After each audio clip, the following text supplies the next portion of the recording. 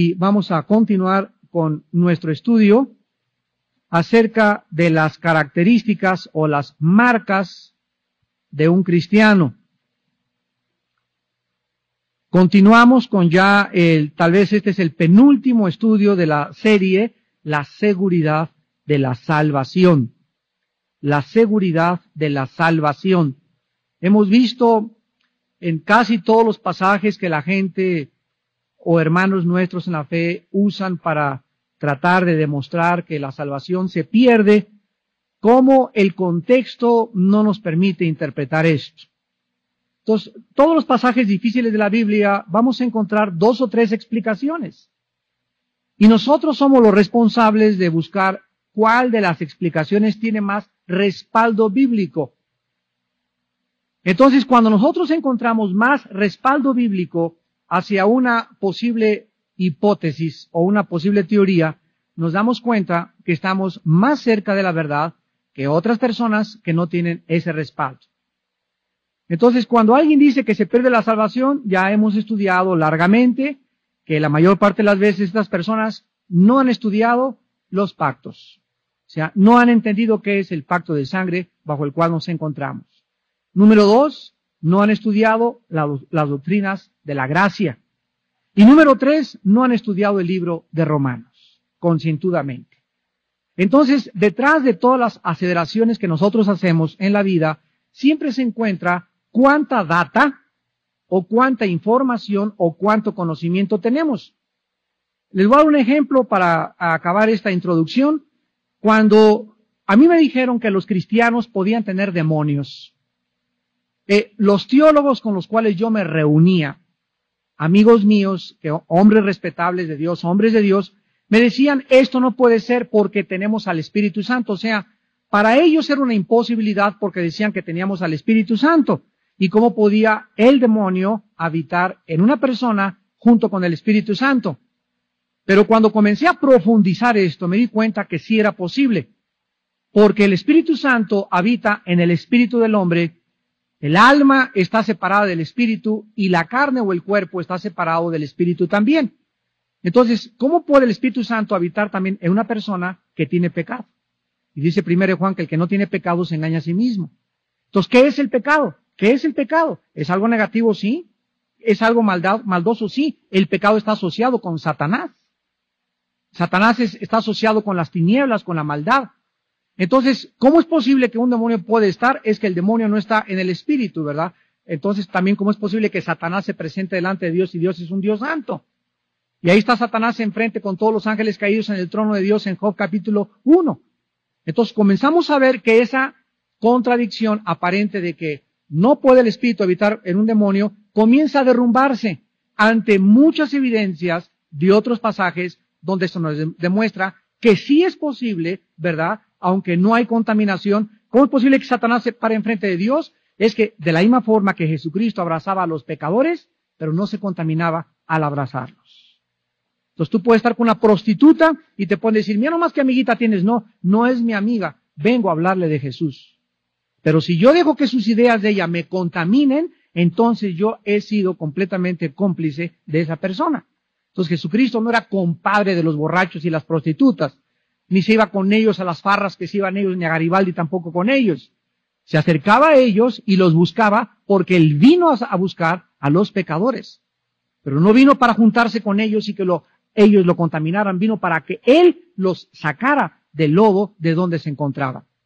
Entonces así hay muchos ejemplos en la Biblia en las que tenemos una posición y lo más sano y lo más saludable es, lo que yo he aprendido por lo menos en mi caso particular, es no ser demasiado dogmático. No que los dones no existían y me enseñaron que los dones no existen del Espíritu Santo. Y yo lo creí porque no quería que estos escándalos de las iglesias, estos griteríos y estos desorden estuvieran en mi iglesia.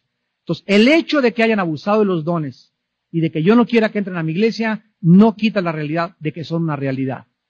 Entonces, vean ustedes cómo los prejuicios teológicos pueden impedirnos y también sociales aceptar una verdad. Entonces, no me convenía aceptar los dones porque yo no quería ver mi iglesia como la mayor parte de las iglesias que yo había visto donde practicaban los dones. Entonces Dios me quitó esos prejuicios y me dijo, aunque tú no creas eso, existen. Ahora, yo quiero que tú pongas orden y vas a ayudar a los hermanos a que se puedan usar dentro del orden de la palabra de Dios. Entonces, así es con todo en la Biblia. Y cada vez es más amplio el espectro de conocimiento. Y alguien llegó un día y me dijo, oye Armando, oí que cambiaste de doctrina. Y le contesté, no he cambiado de doctrina, he ampliado mi doctrina. Ahora tengo más apertura, tengo otro conocimiento que antes no tenía. Antes no conocía los dones, estaba cerrado, ahora que conozco los dones, los he adherido, los he incluido en mi conocimiento, y ahora yo creo que tengo más amplio conocimiento. Ahora conozco también lo que son capaces los demonios. No sabemos lo que sabemos como lo deberíamos de saber. Y el que diga que sabe algo no sabe como lo debería de saber. Entonces necesitamos humildad, mucha humildad. Porque si nos encerramos en algo y dogmatizamos en algo y no nos abrimos a otras posibilidades, vamos a detener nuestro desarrollo y nuestro estancamiento en Cristo. Entonces, así es la famosa teología de que se pierde la salvación. Jacobo Arminio, en el siglo XV-XVI, fue el que trajo a el cristianismo que la salvación se perdía. Anteriormente, Agustín, los padres de la iglesia, los grandes teólogos, ¿verdad? Nunca jamás se creyó que se perdiera la salvación. Pero ahora ha penetrado en la mayor parte de las iglesias y miren, la respuesta es muy sencilla. ¿Por qué ahora el 80% de las iglesias cristianas creen que se pierde la salvación? Es muy fácil la respuesta, por falta de doctrina. Es increíble la ignorancia que existe de la palabra de Dios. La semana pasada fuimos a un congreso en Guadalajara, se juntaron por primera vez, fue histórico, todos los pastores de las iglesias evangélicas de la ciudad de Guadalajara. Y fue una bendición enorme porque me invitaron a mí, es un congreso organizado por americanos en la iglesia de nuestro hermano Chuy Olivares, la casa de oración, y me invitaron como orador. Y pude compartir con mis hermanos, ¿verdad? Éramos como 1000 líderes ahí. Y una de las cosas que les dije, hermanos, yo quiero, párese alguien y dígame, ¿cuántos de ustedes han estudiado Romanos versículo por versículo? Sean honestos. 2 de casi 800 levantaron la mano. Porque el Espíritu Santo nos está viendo y no podemos mentir. ¿Cuántos de ustedes han estudiado los pactos, hermanos? Entonces, ¿qué es lo que queremos hacer? Entrenar y ayudar más a los líderes y más a los pastores. Porque están haciendo ahorita pastores al vapor, líderes al vapor, misioneros al vapor. Ya son pocos los cristianos que estudian sistemática y metódicamente la palabra de Dios. Ya no hay profundidad en el estudio de la palabra. Ya no hay una sistematización teológica en el estudio de la palabra de Dios. ¿Por qué? Porque es todo superficial, porque el mundo que nos rodea es superficial.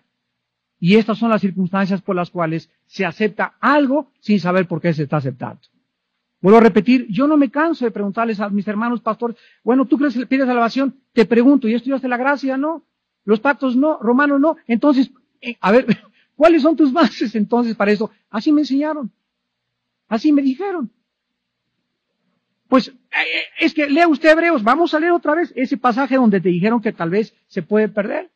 Y ya que lo estudiamos bajo el contexto, nos damos cuenta que no es así, que nos faltaba más luz. ¿Se acuerdan del holograma?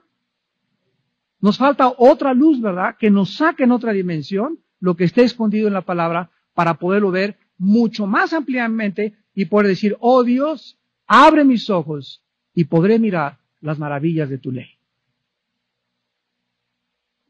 En estos últimos estudios de esta serie estamos analizando quién es un cristiano. Ya ni siquiera los cristianos saben si son cristianos. Ya no se sabe si perdieron o no perdieron la salvación, si seré o no seré. Bueno, es increíble a dónde ha llegado la iglesia doctrinalmente. Y también es lógico porque la Biblia así lo predice. Vendrá la apostasía. Pablo le dice a Timoteo, quiero que sepas que vendrán días cuando no soportarán la sana doctrina, sino que se amontonarán maestros conforme a sus propias concupiscencias, teniendo comezón de oír. Se amontonarán para oír lo que quieren oír y no lo que les hace bien a su salud. Es lo mismo con la comida. ¿A quién no le gustan los dulces, los postres, los refrescos, las carnitas deliciosas? Nos gusta todo aquello que nos atrae, pero muy poca gente come vegetales, manzanas, verduras. ¿Por qué? Porque lo que realmente tiene valor alimenticio no lo aceptamos. Y lo pasa lo mismo con el alimento espiritual. A todos les encanta las matracas en la iglesia, y lenguas, y apariciones, y sueños, y profecías. Y hayan a los hermanos buscando y buscando de una palabra profética que me digan, y comienzan a creer que pueden ser dirigidos así, y son engañados y caen en la trampa. Dice en Efesios 4, para que ya no seáis niños fluctuantes, llevados por doquier de todo viento de doctrina, por estratagema de hombres que para engañar usan con astucia las artimañas del error. Efesios 4:12. Entonces ya Dios no quiere que seamos ya como veletas. Y ahora, esta es la nueva moda ahora es la risa. Ahora es esto, me caigo. Ahora es aquí. Y estamos así, y pasan todos sus movimientos y nos quedamos otra vez igual. ¿Por qué? Porque si no tienes fundamentos en la palabra, y no entiendes qué es la palabra, lo único que puede darte fundamentos, vas a ser llevado de vientos diferentes de doctrinas. Vamos a ver en esta noche la tercera prueba de una persona que es cristiana. La primera ya lo vimos, tiene comunión con sus hermanos en la fe. La segunda, reconoce y confiesa sus pecados. Y ahora vamos a ver la tercera y la cuarta, guarda los mandamientos de Dios. La tercera prueba o la tercera marca de un verdadero cristiano. Primera de Juan 2, del 3 al 5 y el capítulo 5, versículo 3. Dice Primera de Juan 2, del 3 al 5, y en esto sabemos, lo sé porque lo sé. ¿Qué cosa? En esto sabemos que nosotros le conocemos. Yo puedo saber si conozco a Dios. ¿Cómo lo puedo saber? Si guardo sus mandamientos. ¿Quieres saber si eres cristiano? Pregúntate, ¿lo obedezco? ¿Trato a mi esposa como Dios me manda? ¿Les enseño a mis hijos la palabra de Dios como Dios me manda? ¿Le doy a Dios las primicias de todos mis frutos y mis diezmos como Él me manda? ¿Pago impuestos al gobierno? ¿Qué? ¿Pago impuestos? ¿Qué? ¿Pago impuestos? Aunque el gobierno sea lo que sea, ¿tú pagas impuestos? ¿Eres dentro de tu espíritu, eres dentro de tu alma una persona pura? ¿Puedes ver a una mujer atractiva con ojos no pecaminosos ni lasciviosos? ¿Puedes ver a una persona sin que te la comas de los pies a la cabeza con los ojos a una muchacha? ¿Cuánta santidad hay dentro de ti? Esto es lo que va a determinar si realmente tú eres hijo de Dios. ¿A qué mandamiento se refiere en este caso específico? Bueno, dice la Biblia en el versículo 5, pero el que guarda su palabra, en este verdaderamente el amor de Dios se ha perfeccionado. Por eso sabemos que estamos en Él. O sea, cuando tú recibes a Cristo, pues no eres tan obediente, ¿verdad? Yo les conté muchas veces que en mi caso particular, tardé como 6 meses después de yo convertirme en dejar el cigarro y dejar de tomar. Como 6 meses me costó. Luché como 6 meses con estos vicios del cigarro y la copa. Pero conforme pasa el tiempo, tú ve tu vida hacia atrás, 2, 3, 4 años en Cristo, pregúntate, cada año, ¿qué cosas has superado de tus pasiones de tu carne? Mientras más pasan los años, tienes más control, tienes más pureza, tienes más santidad, tienes más deseos de estar en comunión con Dios.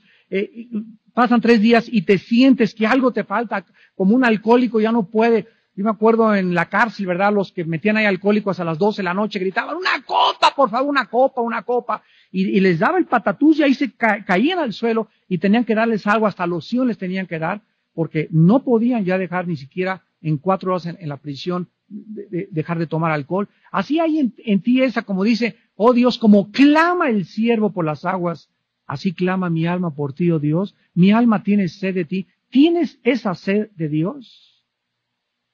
Crece dentro de ti esa sed de Dios. Cada vez estás más sediento de estar con el Señor y en comunión con el Señor y en estar en oración con Él. Cada día que pasa, cada mes que pasa, tienes más horas y más comunión y más tiempo con Dios. Amarás a Dios, dice la palabra en Mateo 22, 36 al 40, con todo tu corazón y con toda tu mente y con todas tus fuerzas. Amarás al Señor tu Dios con toda tu mente. Toda mi mente debe hervir, debe ser una pasión, mis pensamientos deben gobernar totalmente mi cuerpo, mi alma, y poder realmente amar a Dios con toda mi mente. Mi corazón no puede estar la mitad en mi Cadillac y la mitad en Dios. No puede estar la mitad en mi esposa, abran los oídos, y la mitad en Dios. No puede estar la mitad en mi hijo y la mitad en mi hija linda y la mitad en Dios. Dios me dice, todo tu corazón es mío, dámelo. Todo. Todo. ¿Hay algo en tu vida que le gane a Dios este lugar que Dios nos manda? Dice el Señor desde el principio, todo primogénito es mío, apártemelo. Todo lo que es primero. De todas las primicias, dame tu primer becerro, tu primer vaca, tu primera entrada. Todo lo primero que entre a tu vida es mío, dámelo. Es mío, dice el Señor. Yo no necesito que tú me des el becerro, que me des tu vaca, que me des tu coche. No es porque yo lo necesite y porque en el cielo está en bancarrota.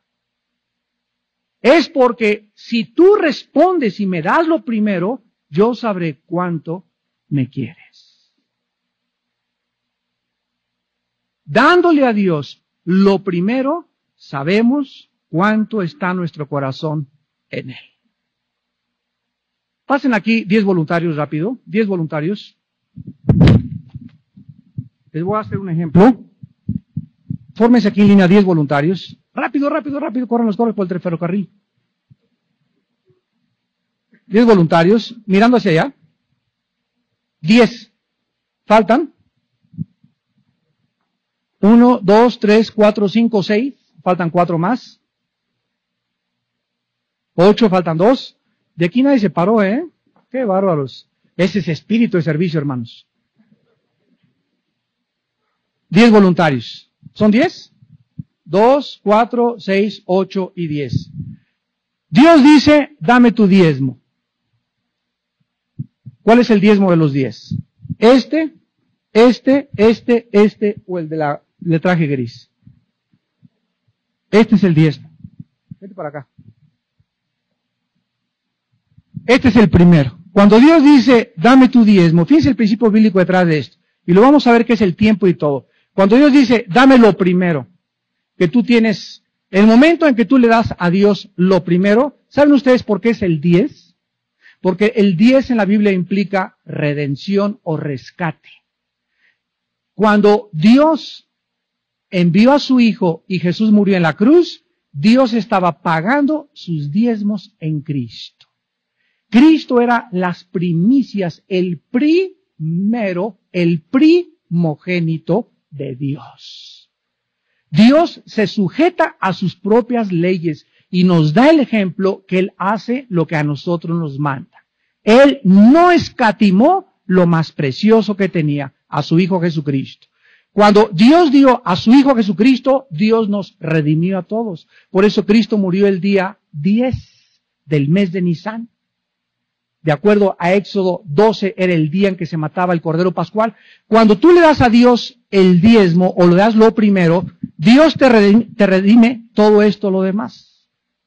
Entonces, si tú no le das a Dios el diezmo, ponte otra vez aquí, dice la Biblia que entonces queda bajo maldición todo lo que te queda en tu casa.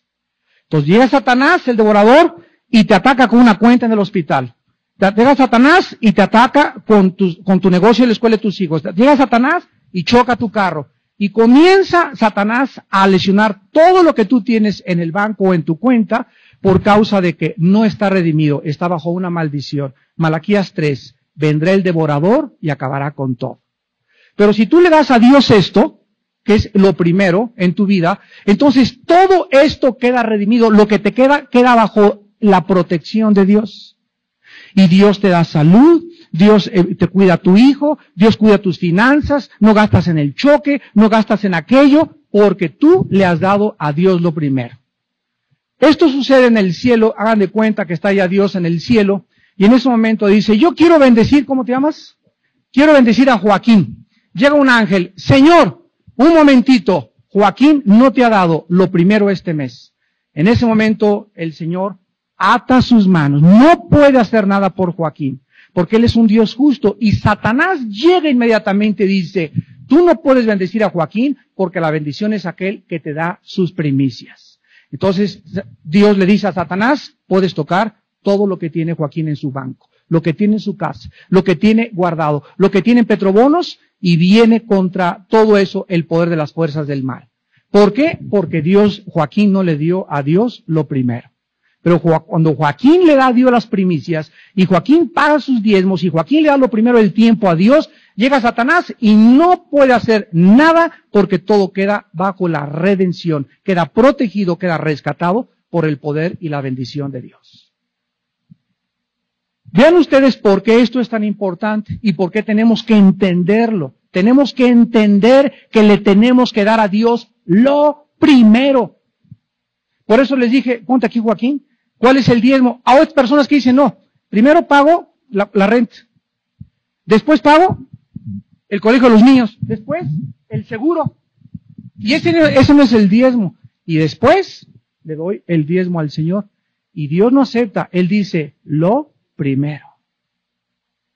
Primero, le das a Dios tu corazón, le das tu dinero, le das tus primicias, después pagas tu renta, tu seguro y todo lo demás. ¿Por qué? Porque al darle tú esto a Dios, Dios hace un milagro de multiplicar y que te rinda lo que te queda. ¿Se pueden sentar? ¿Capiche? Hermanos, ¿entienden ustedes estos principios que gobiernan el mundo y así como hay leyes físicas estamos gobernados nosotros por leyes espirituales? Y no entendieron. Y vino el diluvio y se los llevó a todos. Ahora bien, aquí hablamos de las finanzas. La maldición de no darle a Dios el diezmo. Ahora, ¿qué con el diezmo del tiempo? Cuando tú te levantas, muchos cristianos le dan de 11 a 12 a Dios. Otros le dan de 3 a 4. Otros le dan y nada más al llegar a su casa, voy a tener mi devocional, hijo, Jesucristo mío, su compañero, el Padre, amén. Y se acuestan.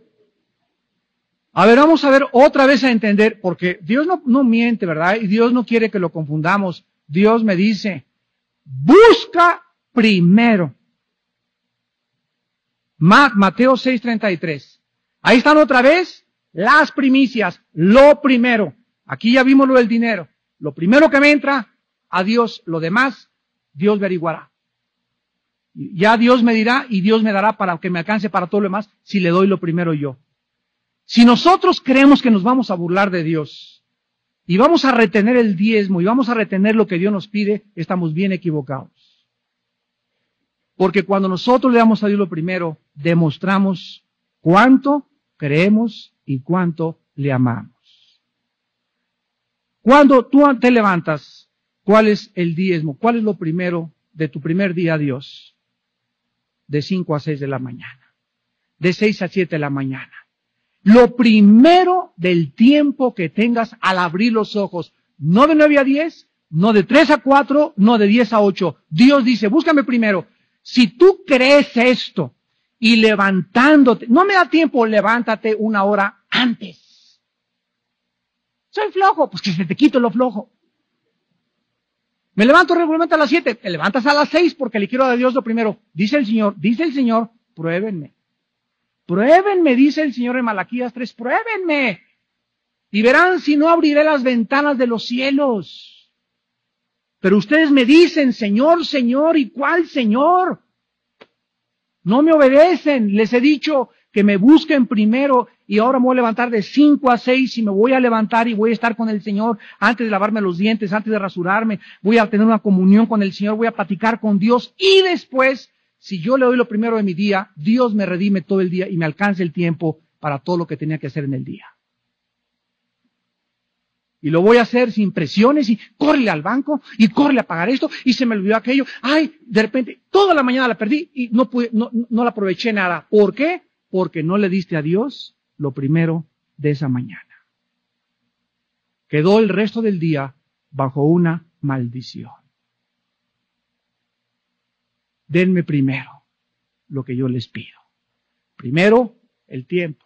Primero, mi casa. Primero, mi dinero. Todo lo primero es Él el que lo tiene que recibir. Si no es así, Él no es el primero. Él es el segundo o el quinto en mi vida. Y Él me dice, ámame primero. Si ustedes entienden esto, ustedes van a comenzar a dejar de jugar a ser cristianos. Otra bendición enorme que viene cuando realmente nosotros guardamos los mandamientos de Dios y demuestra que somos cristianos, Josué 1, 8 y 9. De día y de noche meditarás en este libro de la ley para que hagas y guardes conforme a todo lo que en él está escrito. Día y noche. Día y noche. Al levantarme, lo primerito es la palabra. Meditar, pensar, memorizar, estudiar la palabra media hora, 40 minutos, lo que Dios ponga en tu corazón. Y antes de acostarte, hermano, yo nada más en la mañana dice día y noche. Hermano, a las 3 de la tarde dice día y noche. Hermano, nada más dice la noche, es que dice día y noche. Yo no la hice. Dios no está jugando, Él está diciendo día y noche. ¿Y qué es día y noche? Por favor, es día y noche. Examina ante los ojos de Dios y ve cuánto realmente le amas y cuánto realmente obedeces y guardas sus mandamientos. ¿Lo haces día y noche? No levantes la mano, por favor. ¿Lo haces? ¿Él es el primero en el día, en tu vida? ¿Él es el primero en tu dinero? ¿Él es el primero en cualquier bendición que tú tienes y lo primero que haces es dársela a Él? ¿Realmente Él es Dios en tu vida? Entonces, si no es así, ¿por qué le llamas Señor, Señor? Y no haces lo que Él nos manda. En cuarto lugar, en 1 Juan 2, el verdadero cristiano no ama al mundo. 1 Juan 2, del 15 al 17. No améis al mundo, ni las cosas que están en el mundo. Si alguno ama al mundo, claro, tajante, radical, definitivo, el amor del Padre no está en él. Si alguno ama al mundo no es cristiano. ¿Por qué? Porque dice Romanos 5:3 que el amor de Dios ha sido derramado en nuestros corazones por el Espíritu Santo que nos ha dado. Cuando yo recibí a Cristo, vino el amor de Dios junto con el Espíritu Santo. El Espíritu Santo trajo el amor de Dios a mi vida, que es un amor sobrenatural. Si realmente ese amor está en mi corazón, no puedo amar al mundo. Porque si amo al mundo, entonces soy un mentiroso. No es cierto que soy cristiano, aunque profese ser cristiano. Vamos a ver qué significa esto. Porque todo lo que hay en el mundo, los deseos de la carne, los deseos de los ojos y la vanagloria de la vida, no proviene del Padre, sino del mundo. Y el mundo pasa y sus deseos, pero el que hace la voluntad de Dios permanece para siempre. ¿Qué significa no amar al mundo? Porque podría haber alguna incongruencia con Juan 3:16. De tal manera amó Dios al mundo, ¿qué hubo? Por aquí Dios ama al mundo y por acá me dice que no lo ame yo. Bueno, cuando la Biblia habla del mundo, se refiere a dos cosas diferentes. Cuando dice Juan 3:16, de tal manera amó Dios al mundo, no se refiere a las cosas que están en el mundo, sino al mundo habitado de personas. De tal manera amó Dios el Popocatépetl, ¿dice eso? Ni siquiera nos lo podemos imaginar, ¿verdad? Porque de tal manera amó Dios los lagos del Titicaca. De tal manera amó Dios París. No, ¿verdad? Cuando dice el mundo, sabemos que no son las personas. ¿Cómo lo sabemos? Porque dice ahí que dio a su Hijo para que todo aquel que en él crea. Los volcanes no pueden creer, ni tampoco los lagos pueden creer. Entonces, el mismo versículo nos dice que es el mundo habitado. Cuando dice Dios que no vemos al mundo, no se refiere a las cosas de los volcanes, ni los paisajes, se refiere al sistema que se encuentra en el mundo gobernado por Satanás. Dice 1 Juan 5:19 que el mundo entero está bajo el control de, influenciado por, energetizado, Efesios 2 y 3, por el príncipe de este mundo, Satanás. Tú sales a la calle y dice la Biblia en el versículo 16 que en el mundo hay tres cosas principales. En primer lugar, yo estoy en el mundo y dentro de mi cuerpo hay deseos. Se me antojan las conchas, los biscuits de Obregón, qué rico, las carnitas, se me antoja el atole, el helado, los refrescos, tengo deseos, las muchachas, el sexo, emborracharme de vez en cuando. Dentro de nosotros todos tenemos diferentes deseos. Estos deseos dentro de nosotros son impulsos y se llaman concupiscencias o pasiones desordenadas. El ser humano dentro es un desorden. El Espíritu Santo viene a mi vida como cristiano a poner orden en mis pasiones. Y ahora no voy a darle a mi cuerpo lo que mi cuerpo me pide. Porque mi cuerpo me pide todo aquello que está en contra de Dios. Los que viven según la carne, del 4 al 8, no pueden agradar a Dios. Los que viven dándole gusto a su cuerpo, a sus pasiones, no pueden agradar a Dios. Muy bien, fíjense nada más cómo está de complicado esto. Dentro de mí hay pasiones. Yo salgo a la calle y con todas las pasiones que existen en nosotros, lo único que veo son chavas en ropa interior. Vas en el periférico, ropa interior, hombres en ropa interior. Prendo la televisión, sexo, ni para donde te hagas.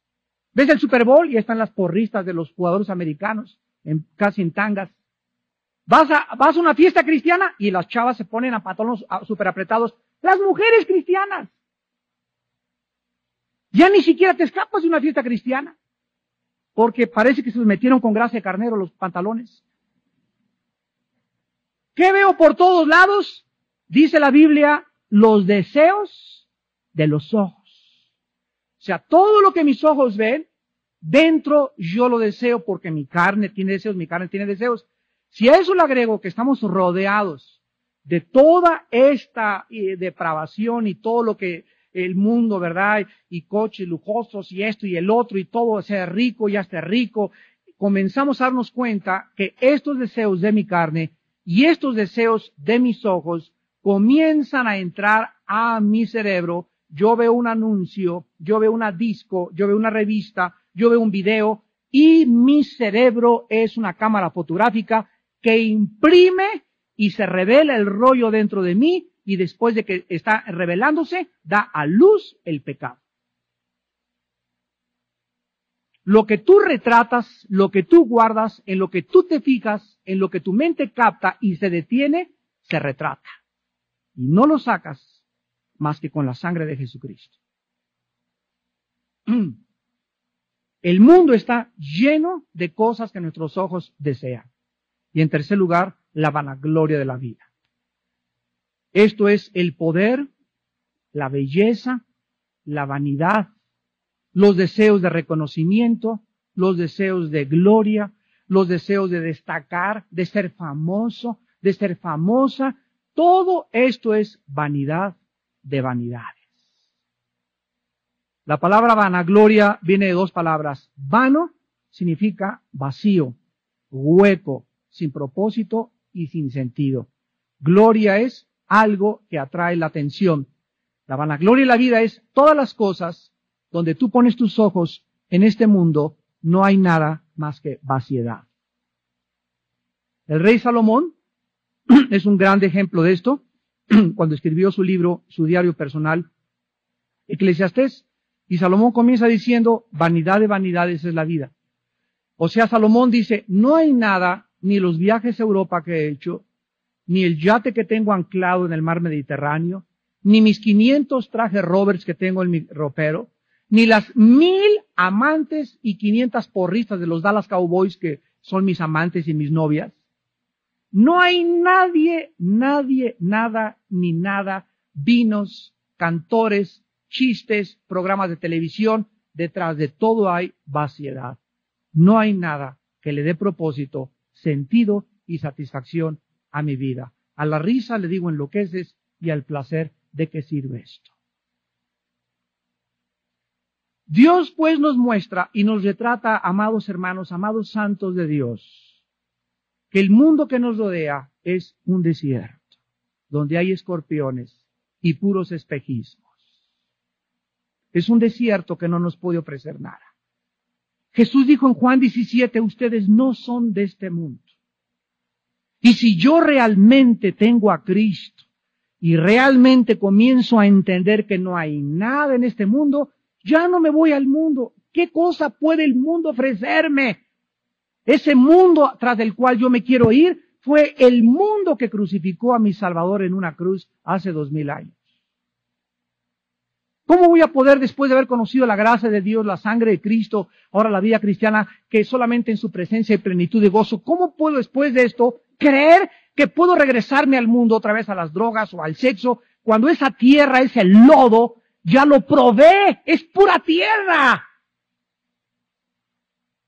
¿Cómo puedo ser tan autoengañado de creer otra vez que en Egipto los ajos y las cebollas y lo que había en Egipto me satisfacen más porque estoy en un desierto probado por Dios? Si eres hijo de Dios vas a aguantar ese desierto. Y esa prueba la vas a aguantar porque eres hija de Dios. Y estás al borde, quiero decirte esto, el Espíritu dice que estás al borde de la tierra de Canaán. Estás a punto de entrar a la promesa, no te desanimes. No te des por vencido. Ahí viene la recompensa. He aquí viene el Señor y su recompensa con Él. Por eso continuamente la Biblia nos habla de que el que venciere, el que atraviese el desierto, el que pueda soportar el calor del desierto y el desprecio del mundo y la persecución del mundo y la vanagloria del mundo, esos serán salvos. No améis al mundo ni las cosas que están en el mundo. Si alguno ama al mundo, el amor del Padre no está en él. Pruébate en esta tarde cuánto amas todavía desear ser reconocida. Es que quiero ser Miss DF, hermano. Bueno, si quieres ser Miss DF, señorita, y estás engañada con tu belleza, lo único que te puedo decir es que en 15 años esa belleza ya no la vas a tener. Y lo que tú hiciste cuando tú pasaste por ese concurso, vas a pasar por lo menos por 6 o 7 hombres. Es que yo quiero, hermano, tener dinero. Las cárceles están llenas de hombres y mujeres que te dan testimonio, que están ahí porque querían unas cuantas monedas de más. Raíz de todos los males es el amor al dinero, por la cual muchos fueron traspasados por muchos dolores y cayeron en trampas necias y engañosas que hunden a los hombres en destrucción y perdición. Más vale comida de legumbres, mis taquitos, mis frijolitos en la libertad, en un jacalito con mi esposa a gusto, alabando a Dios en la mañana, en mi bochito, que querer un palacio en el Pedregal, robar, defraudar, vivir transando a la gente, cuando no sé que tarde o temprano la maldición me tiene que alcanzar. Porque tus pecados, dice el Señor, te alcanzarán. Dice el versículo 17, 1 Juan 2, el mundo pasa y sus deseos. Vemos pues que todos estos deseos de la gente, de grandeza, de ser ricos, miren ustedes ahora decíamos el caso de la universidad. Este caso que acaba de suceder en nuestra capital de la Universidad Autónoma de México, les comentaba al principio de este estudio para los que llegaron que se manifestaron los corazones de los políticos.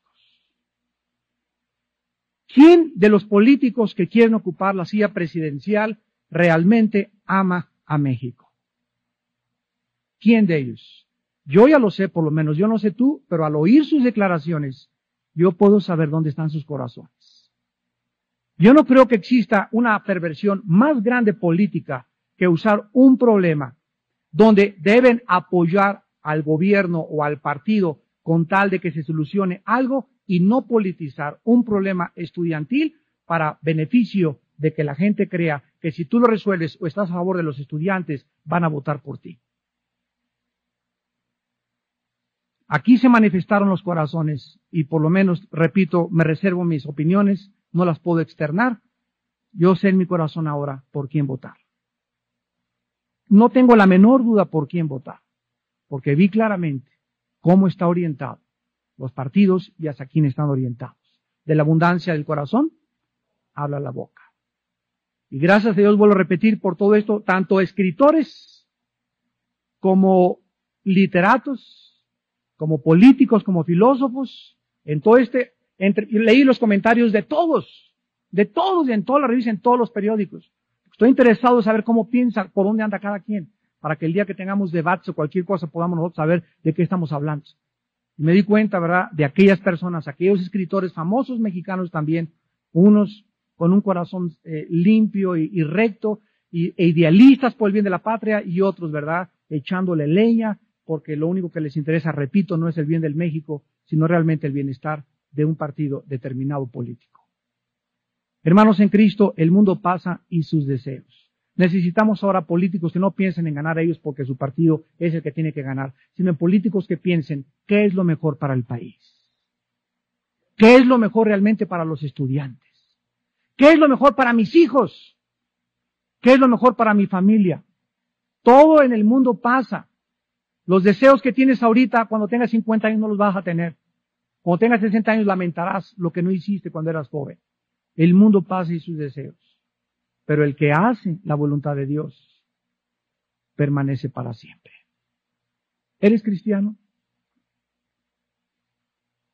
¿Realmente tú dices que eres cristiano porque te bautizaron? ¿Porque tienes la foto del Papa en tu casa?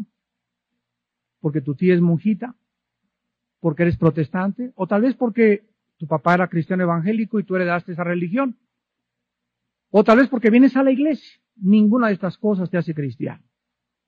Si tú guardas los mandamientos de Dios y no amas al mundo, puedes ponerte una paloma en esta noche y decir, realmente yo sé que soy hijo de Dios. Oremos. Señor, en este mundo turbulento y confuso en el que vivimos, ayúdanos a discernir tu voluntad. Te pedimos, Padre, que nos ayudes a que no pensemos como el mundo piensa, a que no actuemos como el mundo actúa, a que no llevemos la moda que el mundo tiene, a que no vayamos siempre con la corriente, con la mayoría,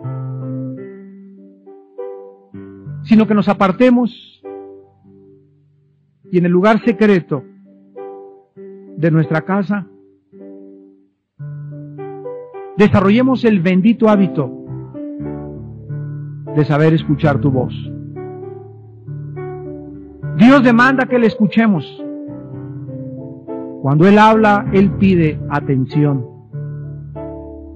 Y nos advierte que cuando Él nos habla, no nos endurezcamos. Porque podemos caer en un error trágico. Y tal vez esa fue la última vez que Dios nos habló. Tus pensamientos, Señor, no son nuestros pensamientos. Y nuestra mente tiene que ser renovada, transformada, cambiada, para no ser tampoco influidos por el mundo, sino influidos por tu palabra. Porque solo tu palabra es la verdad. Señor, te pido que podamos, en esta tarde que Dios busca corazones rectos, para ver a través de cuál Él muestra su poder. Oh Dios, encuéntranos rectos en nuestro corazón en este momento. Quisiéramos pensar que tal vez tú vendrías en el próximo minuto. ¿Cómo nos encontrarías? ¿Qué pensamientos gobernaron nuestras mentes la última semana?